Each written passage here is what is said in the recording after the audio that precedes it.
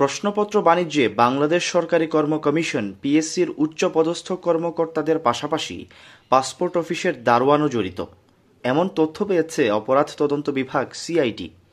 গত 5 জুলাই বাংলাদেশ সরকারি কর্ম কমিশনের অধীনে বাংলাদেশ রেলওয়ের উপসহকারী প্রকৌশলী নিয়োগ পরীক্ষার প্রশ্নপত্র ফাঁসের মামলায় গ্রেফতার হওয়া 17 জনের একজন শাহাদাত হোসেন।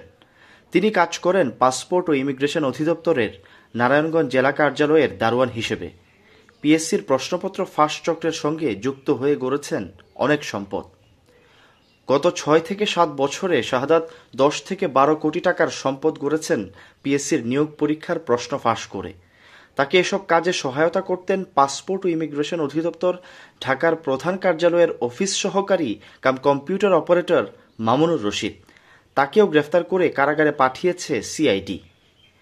পাসপোর্ট অফিসে চাকরির সুবাদে প্রশ্নপত্র ফাঁসের মূল হোতা সৈয়দ আবেদ আলী, খলিলুর রহমান ও সাজিদুল ইসলামের সঙ্গে পরিচয় হয় শাহাদাতের গ্রামের বাড়ি নাটোরের সিংড়ায়। সেখানে বাগান বাড়ি ও জমি কিনেছেন। রাজধানীর কাফরুলের ইব্রাহিমপুরে তার আছে একটি বাড়ি, দাম কয়েক কোটি টাকা। নারায়ণগঞ্জে কিনেছেন কয়েক বিঘা জমি। কাফরুলের ইব্রাহিমপুরে তিনি যে বাসায় থাকতেন সেই ফ্ল্যাটের আনুমানিক দাম 3 কোটি টাকা। বিলাসবহুল ইন্টেরিয়র করেছেন কয়েক মাস আগে।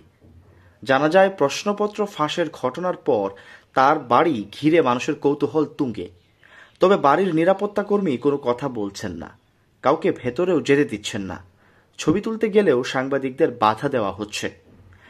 নারায়ণগঞ্জ পাসপোর্ট অফিসের পিয়ন পদে চাকরি করলেও গ্রেফতার হওয়ার আগ পর্যন্ত এলাকার মানুষজন জানতেন তিনি উচ্চ পদস্থ কর্মকর্তা। প্রশ্নপত্র ফাঁসের ঘটনায় গ্রেফতার হওয়ার পর তার আসল পরিচয় জানা গেছে। Syed Sakib, BNA news 24।